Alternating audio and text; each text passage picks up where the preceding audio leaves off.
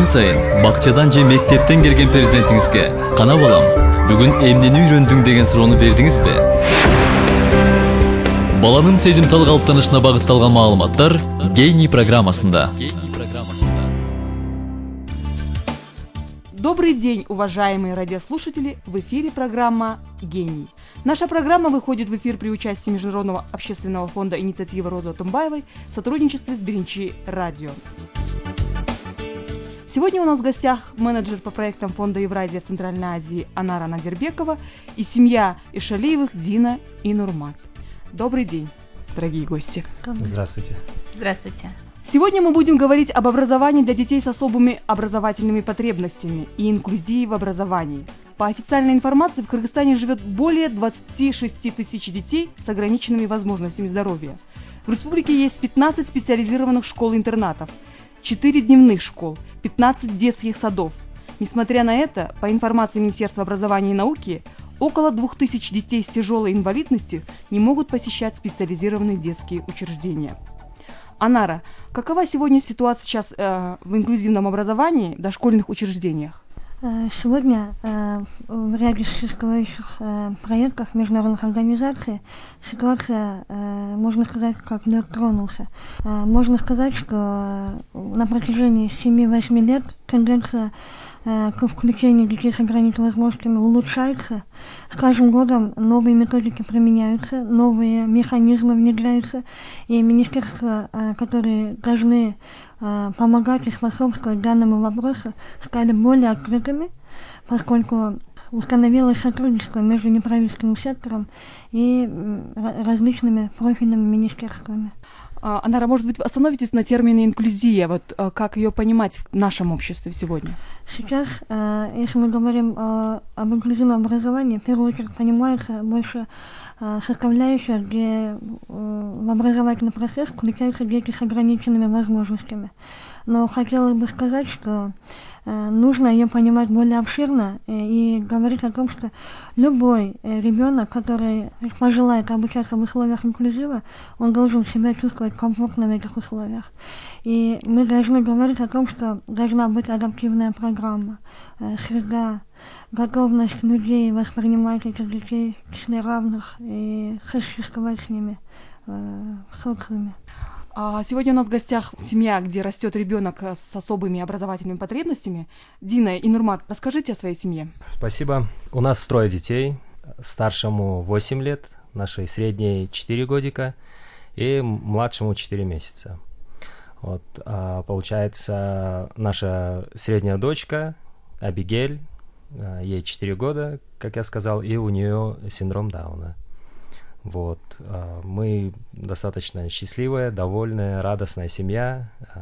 Конечно, были в начале трудные моменты, первый год были в депрессии, но потом, по мере того, как мы начали больше изучать этот диагноз, больше начали понимать, просто принимать и очень сильно любить нашу дочку. Сейчас мы, как я уже сказал, счастливая, радостная семья. Как вы приняли диагноз? Наверняка было тяжело. Да, конечно, вначале было очень тяжело, особенно потому, что мы не знали, что нам делать, и, в принципе, ниоткуда не было помощи. То есть врачи, конечно, пытались помочь по мере сил, но мы чувствовали, что мы наверное, единственная семья в этом мире, у которых родился такой ребенок. Но по мере того, как мы начали встречать другие семьи и начали помогать другим семьям, мне кажется, началось у нас у самих такое исцеление и принятие своего ребенка. Как дети ваши, другие дети приняли ребенка? Они любят, старше. Да, любят, принимают.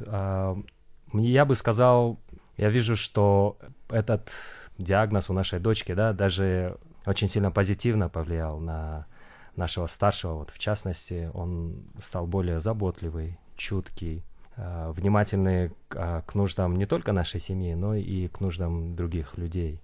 Вот. То есть нету такого, чтобы стеснялись, боялись. Это при Советском Союзе, к сожалению, у нас стереотип появился, люди с особыми нуждами, как их называли, инвалид и так далее. Но я вижу, что все начинается с семьи, все начинается с родителей самих.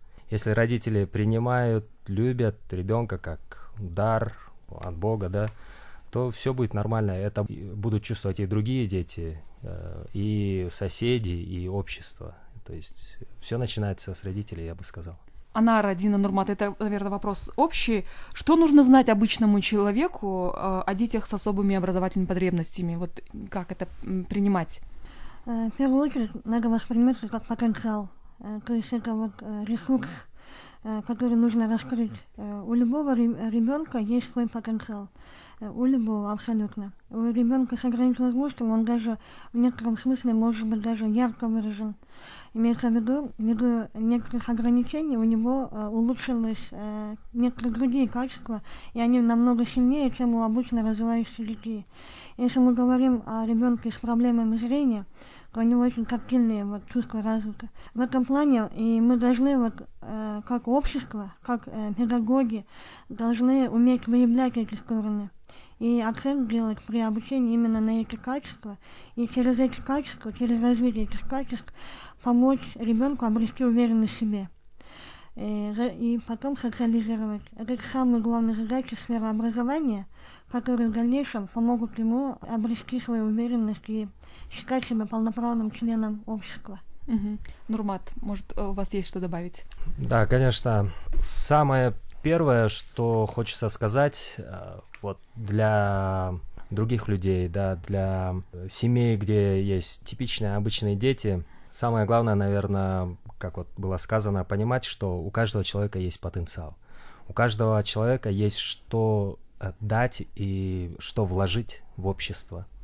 И поэтому, мне кажется, самое главное — это принять. И, касательно семьи, где есть дети с особыми нуждами, я бы сказал, самое главное — не бояться, не стесняться. Угу. Это снова, это дар, это не проклятие ни в коем случае. То есть, принимать больше так. Говоря о государстве, вот с чем вы столкнулись, когда уже ребенок начал подрастать, его нужно отправлять в садик? Вот какие проблемы ждут родители и как их нужно преодолевать? Наверное, вот в первую очередь это проблема, да, куда отдать ребенка. И опять же, я повторюсь, наверное, проблема чаще всего в головах у родителей, потому что мы сами ограничиваем своих детей. То есть вот термин «люди с ограниченными возможностями» придуман теми, у кого нету этих ограниченных возможностей, наверное, потому что сам ребенок, он, наверное, не осознает, что у него ограниченные возможности, он как бы растет и растет. И вот, наверное, вопрос в родителях, опять же, да, куда отдать своего ребенка, где он будет принят. Со стороны, может быть, детских садов зачастую возникает вопрос, а как воспитывать, как помогать такому ребенку. Но вот сейчас много, я думаю, детских садиков, частных детских садиков, по крайней мере, я вот слышу от наших мам, по крайней мере, у 5-6 мам детки ходят в разные детские сады, которые открываются, частные детские сады в жилмассивах, может быть, в разных районах города, и люди все более и более терпимее относятся к тому, чтобы принимать такого ребенка и смотреть, что из этого получится. Ваш ребенок пока еще не ходит в садик, да? Нашей дочке 4 года, она вот только-только начала ходить в садик. И обычный садик ходит? Обычный частный садик. Uh-huh. И мы пока начали 2 раза в неделю, она ходит. Может быть, с Нового года мы постараемся, чтобы она ходила 5 раз в неделю. Но вот я хотел бы добавить, вы вот до этого задали вопрос насчет государства, да. Я бы тоже хотел сказать, что действительно лед тронулся, что процесс начался в том, чтобы включать этих людей в общество. И у нас, к сожалению, принято, да, часто ругаться на государство, на правительство, не заботятся и так далее. Вместе с тем, я лично от себя, от своей семьи, я хочу выразить благодарность нашему государству, насколько возможно, я вижу, они хотят. Насколько их ресурсы позволяют, они пытаются что-то делать, я это чувствую. Сдвиги есть, да? Да, и в частности, я бы хотел поблагодарить Салтанат Мамбетову, да, с Министерства образования. Она тоже, говорит, давайте мы будем сотрудничать, мы открыты, любые инициативы мы будем стараться поддерживать. Ну вот вы сейчас ходите в садик, получается. Как ребенок адаптируется в этой среде? Ей очень нравится. Она у нас очень общительная девочка, и она вообще любит играть с детьми. И, в принципе, детки не видят ее особенности. Да, она, может быть, нечетко говорит, она, может быть, нечетко что-то выговаривает, но дети подстраиваются, и самое главное, воспитатели тоже принимают ее. И вот нам воспитатели сказали: вы перестаньте говорить об ее особенностях, нормальный ребенок. То есть вы поменяйте свое мышление и относитесь к ней как к обычному ребенку. И тоже еще вот один совет родителям, наверное, да и воспитателям тоже: не занижать планку для развития таких детей. Чем выше планка, тем ребенок больше будет стараться тянуться к этой планке. Анара, вот здесь мы говорим о ситуации в Бишкеке, здесь она более-менее. Вот вы можете в целом обрисовать ситуацию вот с инклюзией в стране, в регионах в частности?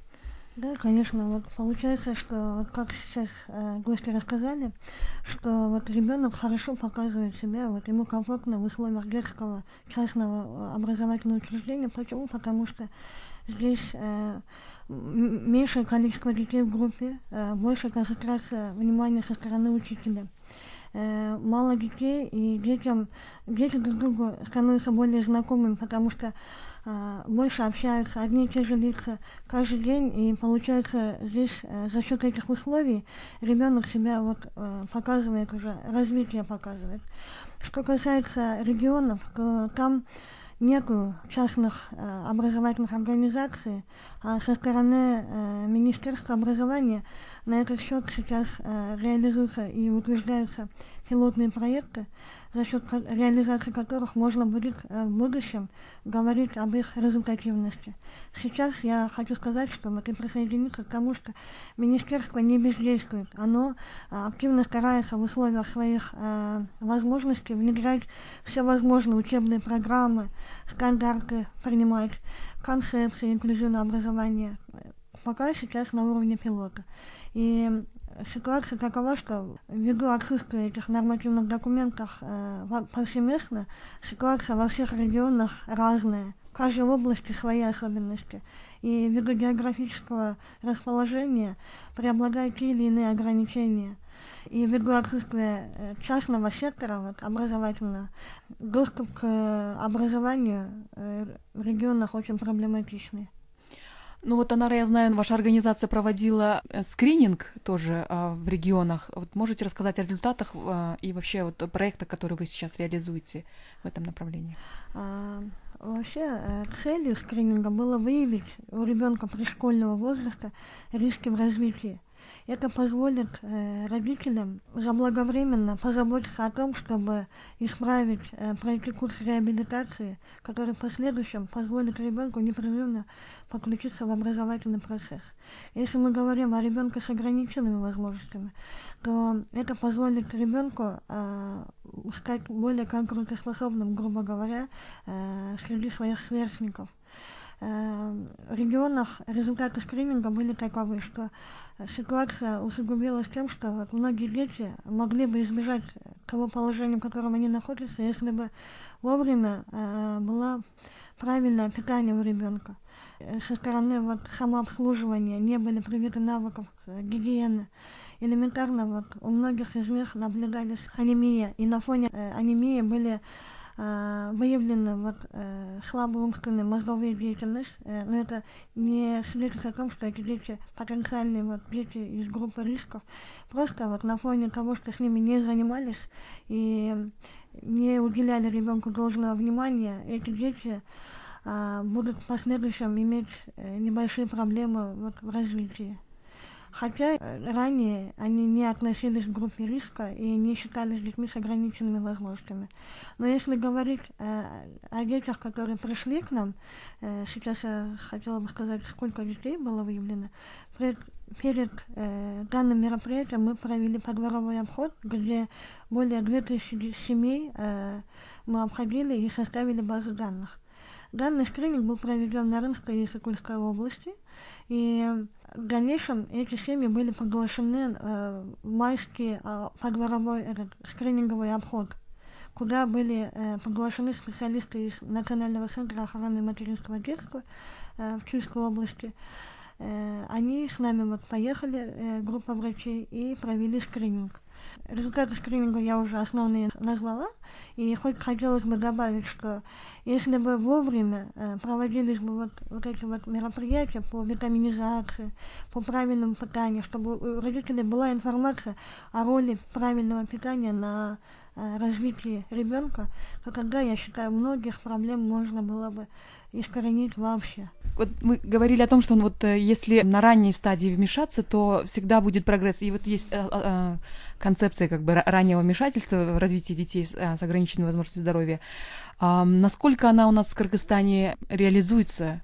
Опять-таки, это инициатива неправительственного сектора. Первым из них это поддержал фонд Кыргызстан. Сейчас реализуется целое направление. Также является результатом проектов ЮНИСЕФ и многих других организаций. Что хочется сказать о самих вот результатах этой работы. Сейчас они разработали стандарты по выявлению рисков развития от 0 до 3 лет. И в рамках проекта Фонда Евразии при поддержке Фонда Кыргызстан разработаны методики скрининга психофизического развития детей от 3 до 7 лет. Сейчас только вот эта методика внедряется, обучаются специалисты, это на уровне пилота. Согласно стратегии социального развития на 2015-2017 года, со стороны государства запланирована дупликация вот этого опыта повсеместно, чтобы все специалисты на местном уровне могли выявить и в дальнейшем проводить всевозможную реабилитацию, насколько им это посильно.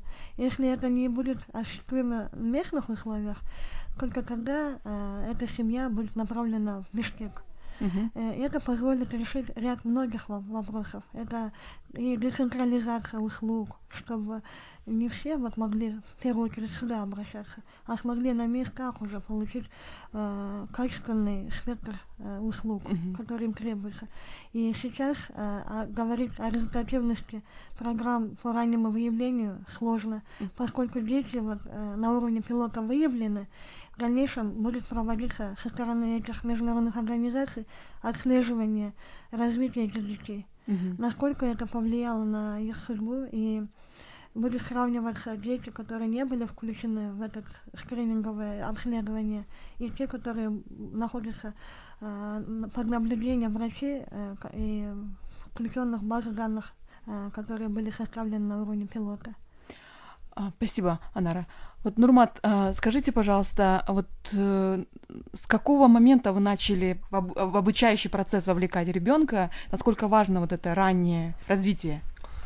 Ну, честно я скажу, вот со всеми нашими 3 детьми мы стараемся вот с первых дней общаться, там пальчики считать, разговаривать. Я знаю, вот наша мама, моя супруга, она делала тоже, мы по интернету просто начали читать, в силу того, что мы, владеем английским языком, начали иностранные сайты смотреть и вот начали применять, да, многие вещи, методики. И снова же ребенок, когда видит, что родители вовлечены, что они заинтересованы, что увлечены их ребенком, ребенок, он начинает раскрываться. И вот, я могу сказать, что мы тоже стараемся вот по вечерам за ужином там в какие-то игры играть, там, загадки. Помимо того, что вот, может, жена моя, супруга тоже добавит сейчас, она более такие специфические вещи добавляла, но мы как семья всегда старались обучать, развивать своих детей дома. Да, спасибо. Вот на примере нашей дочки я могу сказать, что потенциал у таких деток, конкретно у детей с синдромом Дауна, очень-очень высокий. И, как вы правильно заметили, надо начинать с самого первого дня, наверное, развивать этих детей. Что мы делали? Мы делали ей логопедический массаж, мы постоянно делали ей массаж суставов, пальчиков. Причем массаж мы делали сами, не нужно было прямо тратиться на массажистов специальных, потому что мамин массаж, он приносит гораздо больше плодов. И вот тоже я хочу заметить, что та вещь, которой, наверное, я научилась, вот наблюдая за нашей дочкой, да, специалисты хорошо, логопеды, физические терапевты, они дают хорошее направление. Но все равно, если родители сами не будут с ребенком заниматься, то полностью полагаться на специалистов не нужно, потому что для них наши дети — это часть конвейера все равно. А индивидуально, так как мы знаем нашего ребенка, никто не знает. И поэтому, занимаясь с Абишей, играя с ней, мы видим, как она развивается, на что она больше откликается, и мы уже это применяем, и потом можем даже посоветовать воспитателям в детском саду, на что лучше с ней обратить внимание. Вот я нашла в интернете такие данные. Фундаментальное исследование, проведенное в Эстонии, Т. Реймонд, сотрудником Центра медицинской генетики при Тартусском университете, выявило, что 49% опрошенных родителей детей с синдромом Дауна считают, что рождение ребенка с таким синдромом положительно повлияло на взаимопонимание в семье. Согласны ли вы с таким утверждением? И вот, насколько я знаю, по статистике в Кыргызстане очень много, когда вот узнают диагноз ребенка, часто мужья оставляют такие семьи. Вот у вас как бы нетипичная ситуация. Может, прокомментируйте как папа? Да, честно я скажу, я понимаю эти семьи, я понимаю эти пары, потому что это, конечно, легко сказать, но когда это сам сталкиваешься, действительно тяжело. Я вот первый год мы тоже были в достаточно глубокой депрессии. Мне как мужу, да, как лидеру семьи, так скажем, мне сложнее было видеть, как это больно моей жене, как это депрессивно влияет на мою семью. Поэтому, в первую очередь, я хочу сказать, что мы тоже через это прошли, было сложно. Но через год, я помню, вечером мы сели, и мы говорим, вот, ну, нам так сложно. Есть же семьи, где ситуация гораздо сложнее. Давай как-то, ну, выходить из своей депрессии, саможалости, да, и, ну, что-то делать для этих семей. Вот, как только мы, ну, решили это делать, нам стало самим легче, проще. Я бы сказал, в первый год, да, в наших взаимоотношениях тоже, ну, бывали моменты стресса, да, мы срывались, но я бы сказал, вот сейчас, оглядываясь, у нас отношения действительно стали гораздо ближе, гораздо крепче, и да, вот наша дочка, мы говорим, она наша радость. Вообще имя Абигель переводится как «радость отца». И вот наш сын недавно говорит, моя сестра не только радость отца, но радость всей семьи. И действительно, Абиша, наша дочка, она сама того не зная, очень многое сделала в нашей семье, среди наших родственников, среди наших соседей. И то есть я вот поддерживаю... С этим исследованием согласна, вот да? Статистику эстонских исследователей я хочу подтвердить, да, это так. Анара, вот именно говоря вот о социальном аспекте, когда вот эти семьи остаются вот вне общества, да, вот как им справляться и вообще вот что показывает ваша практика? В первую очередь хочется сказать, что если ребенок с самого раннего риска включен в систему государственной, имеется в виду, состоит на учете у медиков. В дальнейшем эта информация переходит в школу, что вот семья вот планирует этого ребенка отдать в школу, то это возможно. Сейчас другой вопрос, насколько ему созданы условия. Но если ребенку по ряду факторов и показаний приходится все равно дома сидеть, то, конечно, матерям, вот, особенно матерям, потому что основная нагрузка при воспитании ребенка у нас в Кыргызстане, как вообще принято, ложится именно на мам. Им сложно заниматься с этим ребенком. И чтобы как-то поддержать эти семьи, нами вот разработано пособие, чтобы вот они могли дома взять, открывать и дома заниматься. Это очень важно, вот как сказала вот семья Норматовых, очень важно, чтобы именно внутри семьи ребенок чувствовал свою значимость. И что дает образование? Образование дает направление, оно дает площадку для социализации ребенка и направление для его развития. А семья, она должна постоянно вот сопровождать. Потому что даже в условиях школы ребенку приходится преодолевать 3 этапа. Это начальный, средний и уже выпускающие классы. И тогда получается 3 разных классных руководителя уже. А семья, она вот на протяжении всей жизни, она должна вот понимать, насколько значима их поддержка. И очень важно с самого детства с ребенком разговаривать. Если мы говорим именно о мальчике, то хорошо бы, вот со стороны психологов дают рекомендации, чтобы мальчик проводил больше времени с отцом, потому что это ему мужественность, дух, и вот понимание, то, что он уже продолжение рода, и все это вот передается ему на психологическом уровне и дает огромную поддержку. Поэтому роль семьи в воспитании ребенка значима, и когда она одна остается, конечно, сейчас у нас создаются отдел поддержки семьи детей, они стараются выявлять этих детей, создавать базу данных.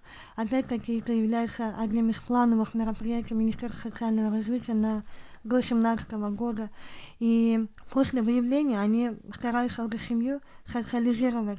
Если ребенок вынужден по ряду показателей опять-таки сидеть дома, то они организовывают различные массовые мероприятия, приуроченные к тем или иным общественным праздникам. Анара, вы вот упомянули про обучающие материалы, ну, их только в интернете искать, вот где вот находить информацию родителям, у которых такие дети?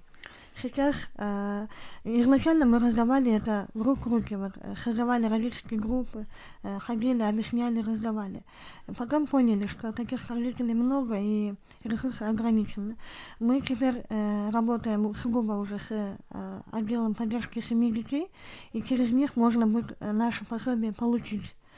Также для родителей, которые умеют работать в интернете, на сайте фонда «Сорос Кыргызстан», поскольку именно они являются нашими главными партнерами, можно найти весь спектр разработанных нами пособий. Если же там нет, то на нашем сайте, на сайте фонда Евразии Центральной Азии, материалы доступны как на русском, так и на кыргызском языках, учитывая, что на местах им легче воспринимать материал на кыргызском. Нурмат, вы хотели что-то добавить? Да, я буквально хотел 2 слова добавить. Вы задали вопрос, где можно ресурсы, поддержку найти, да, и в то же время вот до этого было сказано, что роль родителей очень важна, да. Я бы сейчас хотел бы обратиться к отцам, призвать вот всех отцов, в частности, да, я сам папа 3 детей. Действительно, роль вообще родителей и семьи очень важна, но роль отцов, наверное, вдвойне, втройне отцы играют ключевую роль. Я снова же хочу сказать, что я отцов понимаю, потому что отцы переживают не только за ребенка, но и за супругу, да, и за всю семью надо вести дальше к какому-то цели, там, видению. Но я хочу сказать, что вы не одни. У нас вот есть ассоциации, есть вот ассоциация у нас для как она детей. называется? Да, родительская ассоциация детей с синдромом Дауна. Вот. Есть специальная ассоциация для родителей с детьми с аутизмом, с ДЦП. То есть, пожалуйста, ну, не находите ответ там, не знаю, в алкоголе или там еще где-то, хотя я понимаю, еще раз, очень сложно, но пожалуйста, приходите, будем общаться, будем друг друга поддерживать. Еще раз, отцы, папы, пожалуйста, ваша роль очень важна, не оставляйте ни ребенка, ни семью. Да, я тоже хотела добавить, пользуясь случаем, сейчас у нас очень плохо проводится информационная кампания, потому что для этого нужны большие ресурсы, и полагаться на государственных структур сложно, потому что на них большая нагрузка. Вот на одного специалиста в районе может быть 10 тысяч таких семей, ну, семей вообще имеется в виду. И, пользуясь случаем, я бы хотела проинформировать, что у нас создан ресурсный центр инклюзивного образования, и оно как раз-таки вот призвано демонстрировать возможности для других учителей, возможности детей с ограниченными возможностями. И буквально на этой неделе завершается набор детей в группу дошкольного возраста в Чуйской области, то есть в селе Лебедино Каламединского района, в школе-гимназии номер 1 будет произведен новый набор детей, численностью 15 детей в группу для детей пришкольной подготовки. Подготовка будет вестись на утвержденной Министерством образования программе, это 240 часов, и с будущего года это будет 480 часов подготовки. И в последующем мы, как специалисты этого центра, будем помогать всячески этой семье, чтобы ребенок подключился в образовательный процесс.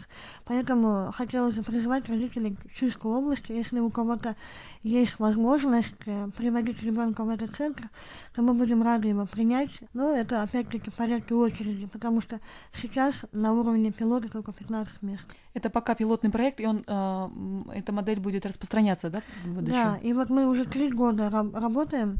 Первый год мы боялись, потому что у нас специалисты были из обычной школы, без опыта. Брали детей с менее сложными ограничениями. Сейчас мы имеем опыт работы с детьми с аутизмом легкой формы. Поэтому призываем родителей активно проходить, узнавать и записываться в очередь в данный центр.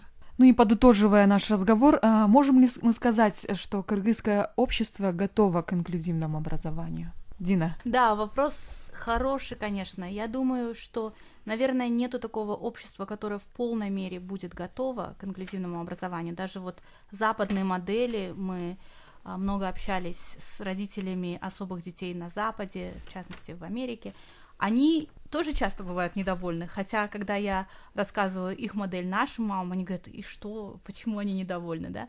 То есть, мне кажется, это все должно происходить поэтапно. Я думаю, тот этап, на котором мы сейчас, как она рассказала, что лед тронулся, да, лед тронулся, и, в принципе, лед тронулся не только в государстве, но лед тронулся также в умах и в сердцах родителей.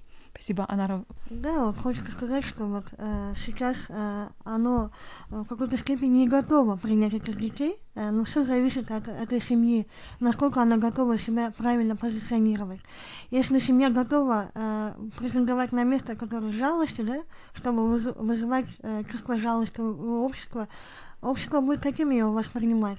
Сейчас готовится такое общество в лице продуктов неправительственных организаций, которые готовы показать и демонстрировать свои возможности, и об этом можно будет судить на протяжении нескольких лет. И сейчас, ввиду существующих проектов, мы говорим, что есть правильное понимание со стороны общества.